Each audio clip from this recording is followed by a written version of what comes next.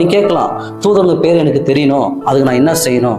அதுதாங்க உங்களுக்கு ஒரு ப்ராக்டிக்கல் நான் உங்களுக்கு கொடுக்க போறேன். அதை நீங்க செஞ்சீங்கன்னா நிச்சயமா உன்னோட தூதன் யாரு, அந்த தூதன் கிட்ட நீங்க பேச முடியும், அந்த தூதனை பார்க்க முடியும். நீங்க சொல்ற காரியெல்லாம் அந்த தூதன் வேலை செய்ய ஆரம்பிச்சிருவான். அந்த தூதன் நீங்க என்னெல்லாம் பண்றீங்களோ அதுல பங்கு பெறுவான். இதெல்லாம் உங்களுக்கு நடக்கணுமா? நான் சொல்லித்தர அதை செய்யுங்க. எப்போ நம்ம ரட்சிக்கப்பட்ட ஞானஸ்தானம் எடுத்தோமோ அப்போ ஒரு தூதன் ஆண்டவர் அனுப்பிடுவார். இந்த தூதன் எப்பயுமே நம்மோடு இருப்பான்.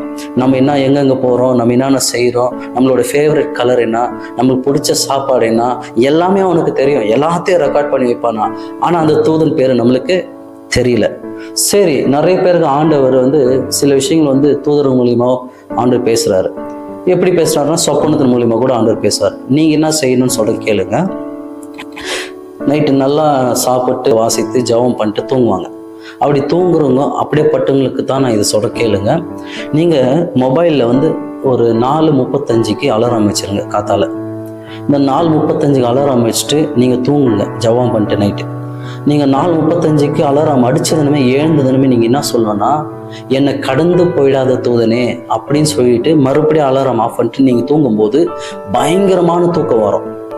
ஏன் அதை செய்யணும்னா அந்த டைம்ல தான் தூதன் வெளிப்படுவான். அப்போ என்னை கடந்து போயிடாத தூதனே இயேசு கிறிஸ்து நாமத்தால் இங்கே இருன்னு சொல்லிட்டு நீங்க தூங்கும்போது அப்போதான் அந்த தூதன் உங்களுக்கு தரிசனத்தெல்லாம் கொடுப்பான். அப்போதான் உங்களுக்கு சொப்பனங்களெல்லாம் வரும். அப்போதான் ஆண்டவர் பேசுற காரியங்களாம் உனக்கு தெரிய வரும்.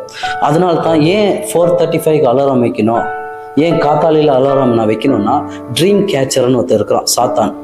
அவன் நமக்கு ஆண்டவர் கொடுத்து அனுப்புற எல்லா ஆசீர்வாதங்களும், ஆண்டவர் சொல்லி அனுப்புற எல்லா காரியங்களும், அவர் கொடுக்குற இன்ஸ்ட்ரக்ஷன் எல்லாம் தூதன் மூலியமா தான் கொடுக்குறாரு. இந்த தூதன் இந்த 4:35 இப்படி நமக்குள்ள அப்படி வந்துட்டு அப்படி போகும்போது அவன் கொடுத்துட்டு போனதுமே நம்ம என்ன பண்ணிடுறோம்னா அதை மறந்துடுறோம். நம்ம பார்த்த கனவுகளை மறந்துடுறோம். ஏன்னா இந்த ட்ரீம் கேச்சர் இருக்கிறான் சாத்தான், இவன் திருடின்னு போயிடுறான்.